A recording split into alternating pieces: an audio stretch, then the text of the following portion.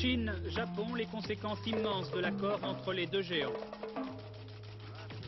Social, les ports français paralysés par la grève des marins et des dockers CGT. Le président de la République en Auvergne, il inaugure demain l'autoroute Saint-Étienne-Clermont-Ferrand.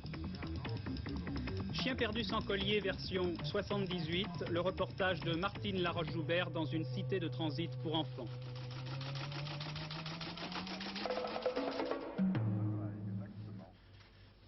Mesdames, Messieurs, bonsoir. La plus grosse information de la journée nous est venue de l'Est, de l'extrême Est de l'Empire du Soleil Levant. Ça s'est passé aujourd'hui à Tokyo et je crois que c'est une page d'histoire, n'ayons pas peur des mots.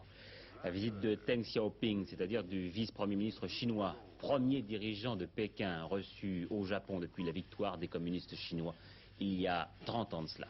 Deng Xiaoping venant échanger avec Takeo Fukuda, le premier ministre japonais, ce que l'on appelle en termes diplomatiques les instruments de ratification du traité de paix et d'amitié, signé il y a 2 mois à Pékin.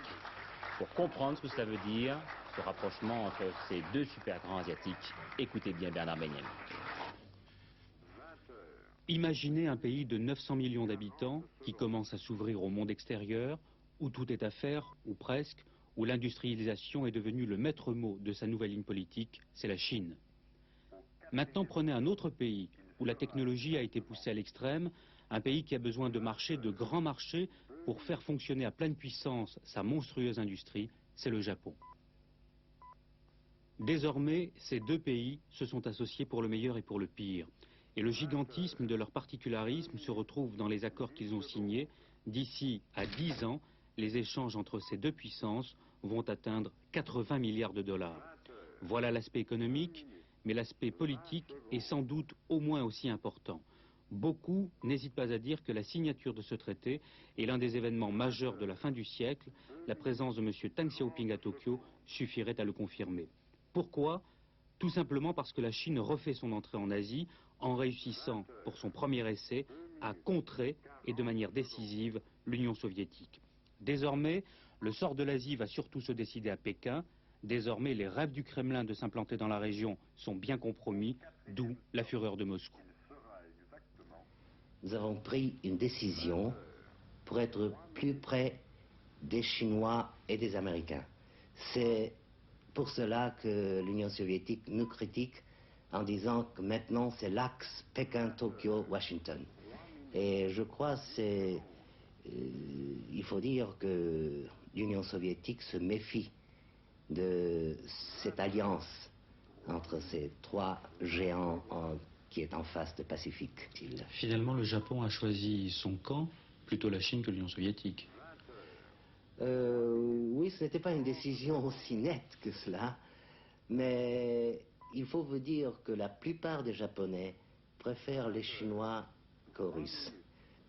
Et il faut aussi ajouter que en France, il y a une interprétation simple, ou si j'ose vous dire, un peu simpliste, en disant que la potentialité industrielle du Japon et une immense masse de population chinoise combinée sera une nouvelle péril jaune, ce qui n'est pas du tout correct parce que nous avons déjà des contacts très étroits, même avant la conclusion du traité. Voilà en tout cas un rapprochement, Georges Bortoli, dont le moins qu'on puisse dire est qu'il ne plaît guère à Moscou. Oui, pour Moscou, c'est une défaite. C'est peut-être la plus grave défaite que la diplomatie soviétique ait subie depuis 30 ans. Vous savez, la position soviétique a toujours été très tranchée, très tranchante même jusqu'à présent. Cette position, c'était « il faut choisir ». On ne peut pas être à la fois nos amis et les amis des Chinois. Donc, logiquement, les Soviétiques doivent se considérer aujourd'hui comme brouillés avec les Japonais, ce qui veut dire d'abord qu'il leur faut renoncer à la technologie japonaise pour mettre en valeur la Sibérie, et ça c'est déjà grave parce qu'ils en avaient besoin. Mais il y a beaucoup plus grave, c'est que les Soviétiques risquent d'être repris par leur vieux complexe de l'encerclement. La Chine, c'est leur ennemi potentiel numéro 1. Le Japon, c'est l'ex-ennemi numéro 1, celui qui a infligé aux Russes l'humiliante défaite de 1904. Supposez, comme le disait à l'instant notre confrère japonais, supposez que cet axe Pékin-Tokyo se prolonge un petit peu en direction de Washington, et c'est effectivement une crainte que l'on affecte d'avoir au Kremlin. Voyez-vous, ce qui me frappe, c'est n'est pas tellement le ton des officiels soviétiques à l'égard des Chinois. Ce n'est pas que la propagande soviétique compare facilement les dirigeants chinois à Hitler. Ça, je dirais presque que c'est normal. Ce qui me frappe le plus, c'est que le soviétique moyen, l'homme de la rue de Moscou, de Leningrad, de Kiev, croit vraiment au danger de la guerre avec la Chine, qu'il en a peur, qu'il évoque cette guerre possible avec la Chine presque comme une hypothèse familière. Ce n'est jamais bon quand un peuple commence à avoir peur comme ça de son voisin. Alors que peuvent faire les dirigeants soviétiques? Oh, pour l'instant, je dirais que les soviétiques vont sans doute faire quelque chose pour montrer qu'ils sont encore là, en Asie, qu'ils sont encore en position de force. Et je pense en particulier qu'ils seraient très heureux si le Vietnam pro-soviétique réussissait à éliminer les dirigeants actuels du Cambodge qui, eux, sont pro-chinois. Alors justement, l'autre événement d'importance dans cette partie du monde, c'est cette information qui nous est venue ce matin de Hanoï et qui fait état d'un soulèvement généralisé au Cambodge. Bien sûr, il faut savoir que les Vietnamiens haïssent les Cambodgiens, que les deux pays sont toujours en guerre, mais les présomptions de vérité de cette dépêche sont assez fortes. Et c'est pour nous l'occasion de parler d'un pays où se perpétuent d'abominables massacres, à tel point que l'un de nos confrères qui connaît bien la région, Jean Lacouture, qui a pu dire dans ce livre, ce petit livre que voici, que le Cambodge se situait aujourd'hui à la première place du palmarès de l'horreur. Première question à Jean Lacouture, ce soulèvement généralisé de la population contre le gouvernement cambodgien vous paraît-il vraisemblable? En bonne logique, une oppression devrait appeler une insurrection, et celle-là, en fait, est terrible, cette oppression. Mais il se trouve que, dans le monde contemporain, on n'a pas constaté que les grandes tyrannies avaient été soulevées de l'extérieur, renversées par le peuple, mais avaient été détruites, en général par la guerre étrangère ou par la mort du dictateur. Et en l'occurrence, j'avoue que j'imagine mal comment, tenus sous le talon du parti, de l'autorité, comme ils sont, les Cambodgiens pourraient se soulever contre ce type d'autorité qui ne se refuse aucun moyen, à commencer par le vidage complet des villes qui pouvaient être des nids de résistance, et à continuer par un embrigadement de la population, comme il n'y en a probablement pas d'égal dans le monde contemporain. Mais vous n'avez pas l'impression, en l'occurrence, que le Vietnam, aujourd'hui, prend un peu ses désirs pour des réalités, même si les conditions d'un soulèvement général sont réunies au Cambodge? C'est-à-dire que je crois que s'il y a un soulèvement au Cambodge, c'est en grande partie parce que les Vietnamiens l'auront organisé, l'auront aidé, lui auront fourni des hommes et des moyens. Et ce soulèvement n'est pas forcément une invasion vietnamienne, mais doit être lié à la formidable pression vietnamienne qui existe sur le Cambodge aujourd'hui, répondant d'ailleurs en partie à des provocations khmères depuis près de 2 ans. D'après les informations que vous avez réunies dans votre livre, est-ce que le génocide des premières heures, est-ce que ce génocide continue au Cambodge? D'après ceux qui ont les informations les plus précises, il s'est plutôt aggravé. Depuis septembre 1977 et la création officielle du PCK, du Parti communiste khmer, il semble qu'il y ait plutôt aggravation. Au surplus, la situation de guerre étrangère avec le Vietnam ne peut qu'aggraver la situation. Il est vrai que toute guerre, par définition, durcit les régimes, qu'il est toujours facile à ce moment-là de qualifier de traîtres et d'agents de l'étranger les gens qui sont en désaccord ou en opposition avec vous, et que vraisemblablement la liquidation, la terreur, comme en France il y a bientôt 2 siècles, et comme dans la plupart des cas, s'est aggravée avec la tension étrangère et la pression vietnamienne. À l'étranger, toujours encore des rumeurs contradictoires à propos du traité de paix égypto-israélien. Après un accès de mauvaise humeur du président Sadat ce matin, il semble que l'Égypte n'ait pas rejeté le projet définitif, rédigé en partie par les Américains. Chaque délégation consulte aujourd'hui son gouvernement respectif. Et puis Italie, Raymond Barre reçu aujourd'hui avec la délégation française par le pape. Je vous rappelle que jeudi, c'est Valéry Giscard d'Estaing qui sera le premier chef d'État à être reçu par le Saint-Père, après le président de la République italienne, demain. Voilà qui nous amène aux affaires françaises, et tout d'abord à ce chapelet de grève, essentiellement dans les services publics, PTT, peut-être SNCF, demain en tout cas la télévision, mais aussi dans la plupart des ports français qui sont aujourd'hui paralysés par une grève des marins illimitée et des dockers 24 heures. La grève illimitée déclenchée vendredi par la CGT et à laquelle s'est ralliée la CFDT est suivie par la quasi-totalité des marins français. De Dunkerque à Marseille, c'est une litanie de ports paralysés. Remorqueurs, cargos et pétroliers sont immobilisés, en rade ou à quai. Les marins qui s'opposent à l'embarquement d'équipage du tiers-monde, mal payés, sur les navires français, ont reçu pour 24 heures l'appui des dockers. Il est difficile actuellement d'évaluer le coût économique de la grève. Quotidiennement, environ 800 000 tonnes de fret transitent dans les ports français. Une partie, bien sûr, est périssable, mais le reste, comme le pétrole, peut attendre dans les cales ou les docks. Pour le moment, c'est la Corse qui est la plus touchée, avec l'interruption totale des liaisons maritimes entre l'île et le continent, France et Italie. Pour certains produits alimentaires, on craint la pénurie à brève échéance, toute l'activité économique est perturbée et des entrepreneurs corses menacent même de mettre leur personnel en chômage technique.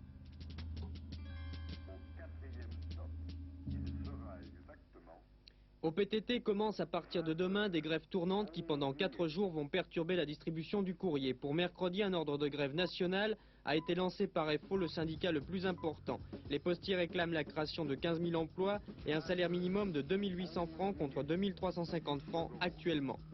À la suite de la grève déclenchée à la SFP, Société française de production, pour protester contre des licenciements éventuels, les 3 chaînes de télévision seront également en grève demain. Il n'y aura qu'un seul journal à 20 h et les émissions de la soirée seront remplacées par un film. Cet après-midi, le PDG par intérim a été chargé par le ministre de la Culture d'élaborer un plan de redressement en 30 mois. Face à cette montée des mouvements revendicatifs, cette ébullition du thermomètre social, nous avons voulu savoir ce qu'en pensait le ministre en première ligne, Robert Boulin, chargé des dossiers du travail dans le gouvernement Barre. Relative à un certain nombre de secteurs qui dépendent de mes collègues ministres intéressés. La vérité, c'est que tout cela est dans une ambiance générale qui est relative aux craintes légitimes des problèmes de l'emploi avec lesquels sont confrontés notre pays. Qu'il y ait un amalgame dans cette affaire à caractère politique pour utiliser l'inquiétude légitime des travailleurs, j'en suis convaincu, mais le fond du tableau, ce sont en effet les craintes sur le problème de l'emploi. J'ai répété, je ne le redis pas, que notre pays est confronté avec des problèmes, comme nos voisins d'ailleurs européens, à des problèmes très difficiles, mais le gouvernement, dans cette affaire, ne peut pas rester passif.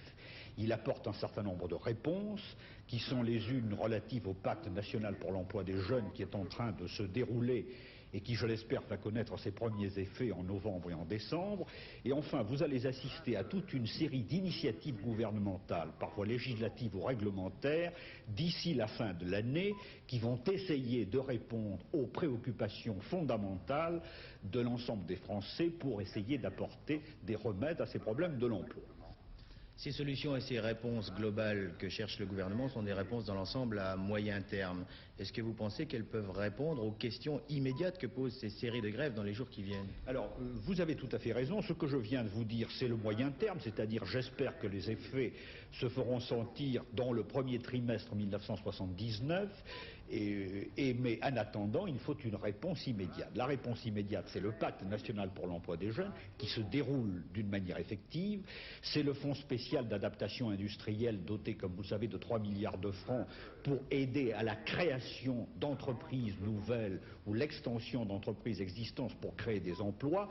Enfin, ce sont les 2 grands secteurs qui sont la sidérurgie et la construction navale, sur lequel le gouvernement, vous le savez, a arrêté pour l'un et va arrêter pour l'autre un plan social permettant de répondre aux graves préoccupations dans ces 2 secteurs. Déjeuner aujourd'hui entre le Premier ministre grec, M. Karamanlis, et Valéry Giscard d'Estaing. Déjeuner non pas à l'Élysée, mais au pavillon de Marly. Au menu, un plat principal, la demande d'adhésion de la Grèce au marché commun. Et puis peu de temps après, le chef de l'État s'est envolé pour l'Auvergne. Première étape, une petite ville qu'il connaît bien, Chamalières. Il en a été le maire pendant 7 ans. C'est donc presque un enfant du pays que la population a accueilli, vous le voyez, très chaleureusement tout à l'heure. Le président a même eu le droit à une sérénade à l'accordéon. Il dîne en ce moment même dans un hôtel de la ville avec le conseil municipal et passera la nuit dans sa propriété de Chanona. C'est demain que son voyage politique en Auvergne commence vraiment. Valéry Giscard d'Estaing doit inaugurer un tronçon de la future autoroute Clermont-Ferrand-Saint-Étienne. Culminant au passage de Servières, à 800 mètres d'altitude, l'autoroute B71 serait la plus haute d'Europe.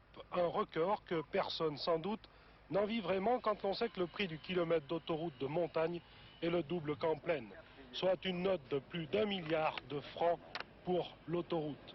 C'est cher, bien sûr, mais direz-vous, si l'autoroute, qui est une nécessité dans une économie moderne, est rentable, alors pourquoi pas? Le hic, c'est que selon les études officielles, cette autoroute ne sera jamais rentable. Prévue et conçue pour 25 000 véhicules par jour avec un seuil de rentabilité de 16 000, Elle ne recevra en l'an 2000 que 12 500 véhicules jour au maximum. D'où l'avis défavorable du ministre de l'Environnement qui a écrit à son collègue des Transports: compte tenu de l'importance des impacts provoqués par une autoroute dans les régions traversées, il est permis de se demander, au vu des trafics escomptés, si la construction d'une autoroute est bien la solution la meilleure en économie globale. Oui, cette autoroute qui doit en principe désenclaver le Massif central ne plaît pas à tout le monde, notamment à certains agriculteurs et puis aux écologistes. L'ancien député Robert Pesquet, interpellé hier dans le Calvados, il était recherché pour escroquerie. Voilà 7 ans qu'il avait disparu. C'est l'homme qui, souvenez-vous, avait été mêlé à l'affaire de l'attentat de l'Observatoire dirigé contre François Mitterrand il y a 19 ans cela. Je ne reviens pas sur la malheureuse affaire de Courtenay dans l'Yonne, sur cette tragédie de la peur qui a coûté la vie à un petit garçon tué par son père par un coup de carabine alors qu'il croyait avoir affaire à des cambrioleurs. Je n'y reviens pas parce que la douleur de cet homme doit être assez grande pour qu'elle mérite d'être vécue en silence. Mais hier aussi, un autre drame nous a interpellés. Un homme de 78 ans est tombé d'une fenêtre du premier étage de sa maison à Nanterre, près de Paris, en tentant de ceinturer des cambrioleurs qui déménageaient l'appartement de ses voisins. Le vieillard est mort. 2 drames de l'autodéfense, à l'image de ce dossier que nous avons consacré pendant un quart d'heure à ce qui est devenu un phénomène de société. La page médicale maintenant, Paris, capitale du cœur, pendant une semaine, et ce à partir d'aujourd'hui. 2 grands thèmes dans ce congrès organisé par la Fondation nationale de cardiologie. D'abord la prévention des maladies cardiovasculaires, recherche et application. Un exemple, on pourra désormais prévenir certaines maladies cardiaques grâce à l'étude des cellules des tissus et muscles du cœur. Ici, par exemple, le cœur situé à gauche est anormalement développé. Cette anomalie est une réaction où le travail supplémentaire du cœur compense le dérèglement de certaines cellules. Tout l'intérêt de ces recherches fondamentales est de savoir comment le cœur fonctionne dans ses parties les plus intimes pour y apporter des remèdes. On sait maintenant l'importance du calcium dans la production d'énergie de certaines cellules et que le glucose peut aider le cœur à battre pendant un certain temps si ces cellules manquent d'oxygène. Ce manque d'oxygène, justement, dans les cellules provoque l'apparition de certaines substances dans le sang et la détection de ces enzymes pourrait aider les médecins à prévoir un arrêt du cœur. Il est important de comprendre mieux le développement, par exemple, de l'insuffisance cardiaque. L'insuffisance cardiaque est la conséquence d'un certain nombre de maladies artérielles. Et il est important, actuellement, au niveau de la cellule elle-même, d'étudier les modifications des molécules chimiques entraînées par ces maladies artérielles, qui entraînent l'augmentation de volume du cœur. Et par exemple, au niveau de la contraction, vous avez ici une cellule cardiaque. La contraction cardiaque, c'est le raccourcissement de cette cellule. Et ce raccourcissement est dû à l'action d'un certain nombre de molécules chimiques qui sont en chaîne ici. Et il semble bien que dans les modèles expérimentaux d'insuffisance cardiaque que l'on ait, la structure même de ces molécules change. Il est sûr que déjà sur le plan conceptuel, cela va amener assez rapidement à revoir les notions que l'on a actuellement sur les thérapeutiques et sur les nouvelles drogues. Le cœur est une belle machine dont on connaît parfaitement le fonctionnement. Par contre, on connaît beaucoup moins les raisons de ces maladies propres. L'hypertension, l'infarctus, le trouble du rythme cardiaque, etc. C'est la raison pour laquelle les chercheurs essayent de rentrer dans l'intimité du cœur, en étudiant le comportement de ces cellules et en essayant de savoir aussi l'importance des éléments chimiques qui font vivre ou qui perturbent celles-ci. Bien, restons dans le domaine scientifique, mais nous passons maintenant dans l'infiniment petit. Regardez bien ces images. C'est la première fois que des chercheurs arrivent à filmer des atomes. Ici, des atomes lourds de platine, d'uranium et de palladium. Pour les filmer, un énorme microscope spécial à électrodes dont le grossissement peut aller jusqu'à 90 millions de fois. Pour vous situer le rapport, une balle de tennis serait aussi grosse que toute la Terre entière.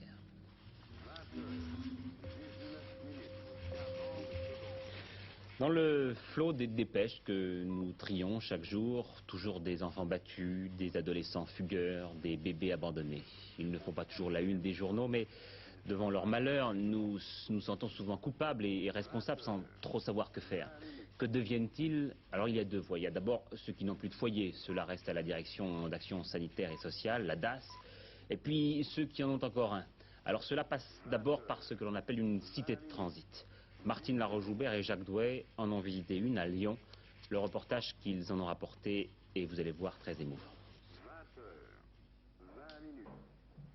Il arrive encore que des enfants soient de vilains petits canards. Sandrine, la dernière née de 7 enfants, sa mère est à l'hôpital, son père travaille. Pour elle, une seule maison, la cité de l'enfance. Sans cet accueil, elle serait aujourd'hui à la rue où elle est née il y a 5 jours. Il y a certains gens qui me sont dit qu'elle est née presque dans la rue. Et après, elle a eu une bonne femme avec son mari qui l'a ramassée. Ils sont portés à la clinique et c'est là-bas qu'elle a fini de naître. Alors Sandrine, née le 6-10-78, catégorie RT, mère hospitalisée au Vinatier, enregistrée sous le numéro 1533. Quand un enfant arrive ici, madame, quels sont vos premiers gestes?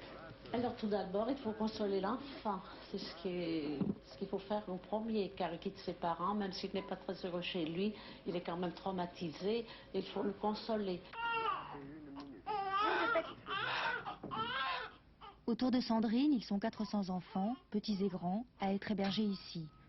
Enfants abandonnés, enfants martyrs ou délaissés, enfants placés ici par leur famille le temps d'une mauvaise passe, enfants qui portent déjà sur leur visage, sur leurs épaules, les inquiétudes dont les adultes les ont chargés. L'action sociale a tout fait pour que ces enfants se sentent chez eux, ou mieux que chez eux. L'administration s'est faite famille. Ici, on les nourrit, on les habille, on les soigne. 380 personnes s'occupent d'eux dans cette cité, au milieu d'un parc. Des pavillons, mixtes jusqu'à 12 ans, puis séparés pour les garçons et les filles jusqu'à 18 ans. Et dans les allées, il n'y a plus que les nurses qui portent l'uniforme, les enfants choisissent leurs vêtements. Un refuge, mais comme tous les refuges, on ne fait jamais qu'y passer. Les enfants restent 1 mois et demi en moyenne. Il y a 3 temps dans le séjour d'un enfant. Il y a le temps de l'accueil, il y a le temps de comprendre, et ensuite le temps d'orienter. Et le temps de comprendre, finalement, les enfants restent très peu de temps ici. Vous avez vraiment le temps de les comprendre? Il reste très peu de temps, il reste le temps nécessaire à ce qu'on comprenne, justement. À leur disposition, quand ils ne vont pas dans les écoles du voisinage, des ateliers, poterie, modelage et même une forge. Et si c'est en forgeant qu'on devient forgeron, s'il faut du temps pour trouver sa place, 48 jours pour décider de leur avenir semble bien court.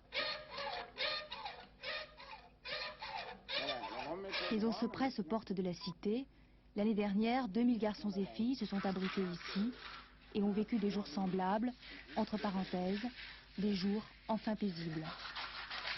Est-ce que vous avez envie de retourner dans votre famille? Bon, non, ça ne dit rien. Non? Si pour commencer comme avant, c'est pas la peine. Et vous les voyez, vos parents, ils viennent vous voir? Non, jamais. Ça vous manque? Non, j'y pense même pas. C'est sûr, ça, vous n'y pensez pas? Non, on ne pense pas. On vit trop bien ici pour y penser. Les filles dans l'atelier de couture. Dans quelques jours, les portes de sortie s'ouvriront sur un avenir peut-être plus clément, mais qu'elles n'auront pas choisi elles-mêmes. Les psychologues, les assistantes sociales vont tenter de réparer, de reconstituer la trame d'une vie décousue. Vous êtes venu ici et pourquoi? C'est ma mère qui m'a mise ici, qu'elle pouvait pas me garder. Ouais. Et vous la voyez, votre mère, ou... Non. On m'a mis ici, et puis j'attends. Et puis on va me dire quand je vais partir, et demain je vais voir ma psychologue. Et qu'est-ce qu'elle vous dit, la psychologue? Elle me parle un peu de tout, où j'en suis. Ouais. Et puis elle va me dire quand je vais partir.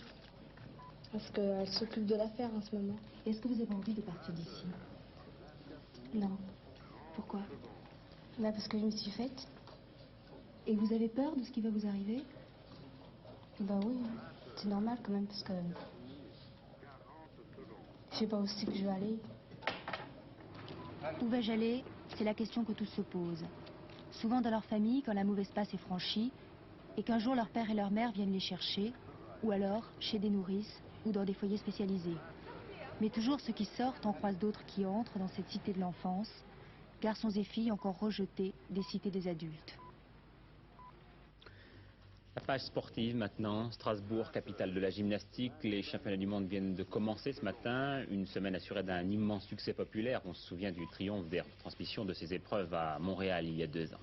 Le monde entier découvrait alors un petit elfe de 15 ans, Nadia Comaneci. Eh bien, vous allez le voir, en 2 ans, la petite fille roumaine a bien changé. Elle n'est plus Le meilleur gymnase du monde présent à Strasbourg, c'est un événement. 33 nations plus la participation d'une délégation chinoise, c'est aussi un événement. Pourtant, cette semaine, des millions de téléspectateurs n'auront Dieu que pour Nadia Comaneci. C'est le 3e événement. La petite Roumaine a changé depuis Montréal. Elle a pris un peu de poids, quelques centimètres, et soufflera ses 17 bougies dans quelques jours. Sa souplesse, c'est la même, dit-on, mais ses mouvements sont moins aériens. Reste à savoir comment elle séduira ses juges. Sur le plan masculin, un duel impitoyable opposera les 2 favoris, Russes et Japonais. Les Français, pour leur part, classés 10e aux Jeux Olympiques, peuvent espérer une place honorable. Sur ces images, Henri Bouériot, médaille de bronze à Montréal, le meilleur Français, ici à la Barfite.